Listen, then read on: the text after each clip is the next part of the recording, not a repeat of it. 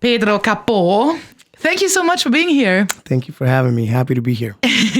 How long will you stay in Berlin? It's just for today? For a couple of hours, yeah. Okay, Yeah. traveling a lot.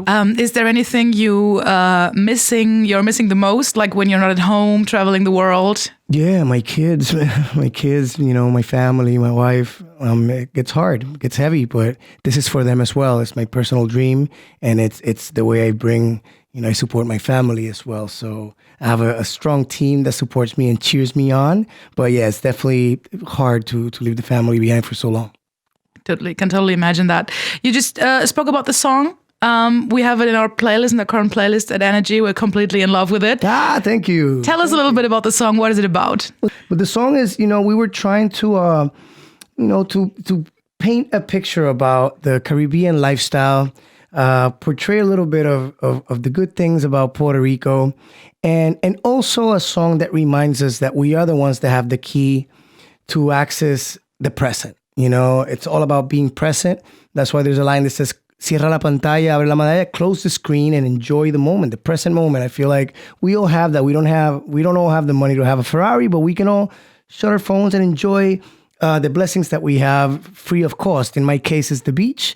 In somebody else's case, it could be a walk in the park, a good cup of coffee with friends, a conversation, and that's what it's about.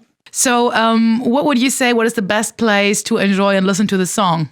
Is it the beach currently, or what do you think? It's whatever happy place of yours. I feel like you could be at work. You could be at the most stressful place in your life, in traffic, and kind of let yourself go with the song and find that beautiful place that's ideal for you. If you ask me, it's on a very good way to be one of the big summer hits in 2019. So this year, it could be the thing maybe on one or another beach Awesome. all over the world. What would you say, what does a very good summer hit need? Do you have a recipe or something like that? What creates the perfect summer track for you? It has to have good vibes. I think everybody, especially nowadays that we're living such fast times, that we're so surrounded by technology, which is great as well, as one of the tools that are most important for me. But I feel like we all appreciate a little breath. I think we all appreciate a little pause, a parenthesis to all the madness. And that's what the song is about. And I think, summer is about that, letting loose and enjoying yourself. And that's what this is all about, smiling. So you just said that you wrote it without any plans in your head to just become a summer hit, or maybe a hit even at all, a single or something like that. It just came out of good vibes in your mind. Yeah, we were just hanging out, and having fun with it. We were just being musicians, doing something for the fun of it. We were there actually to write other songs, and in our downtime, we started messing around with this thing, and we decided to do something very slow and vibey, and using the sounds of the urban Latin movement, which is a little more programmed and stuff, but at a speed that was a little more reggae with a pop type of melody, and have it be smiley and fun, and to us as well, the two other writers I wrote it with are two Caribbean fellas, one of them Puerto Rican, and after everything that happened with the hurricane in Puerto Rico, it was also a healing process for us to take the focus away from the pain and from all the necessity, which is important to have a focus on as well. But I think it's also valid and as important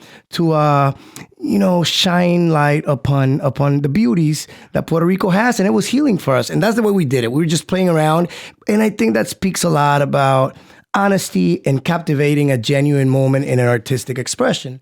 And because when there's that, there's connection, and we've been blessed with the success that Calma's having. Perfect.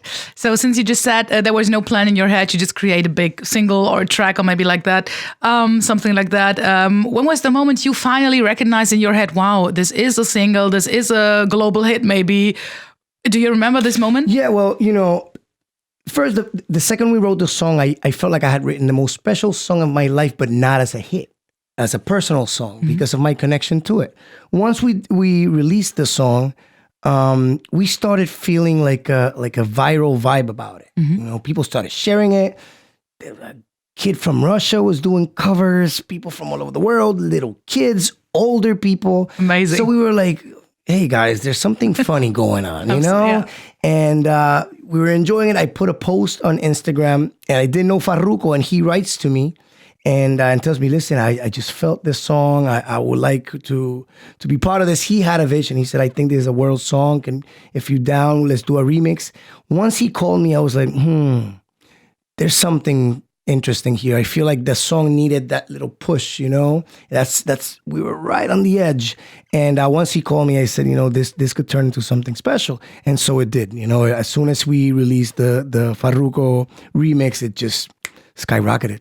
What kind of feeling is it to just listen to your track on the radio?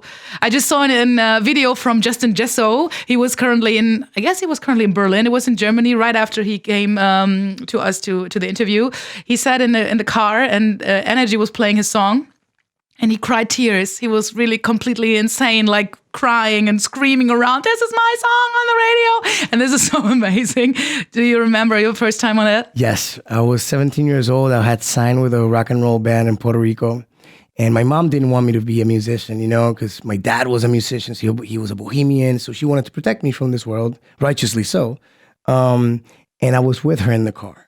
And the song came in the radio and I started banging on the car and I cried and the whole 9 yards, you know. It's quite the feeling, you know, because everybody or a lot of people or society has told musicians or artists, this is not a real job. This is a hard road. It's only for a few. And it's easy to bite into that and fall into the I'm not one of the few. Mm-hmm. You know, when you just said you could do whatever you want in this life and accomplish it, you know, so it's really magical. It's relieving, and it also comes with a little I knew it. You know, I knew I had it in me, and it's beautiful. It's like seeing your kid taking the first steps, I guess, you know.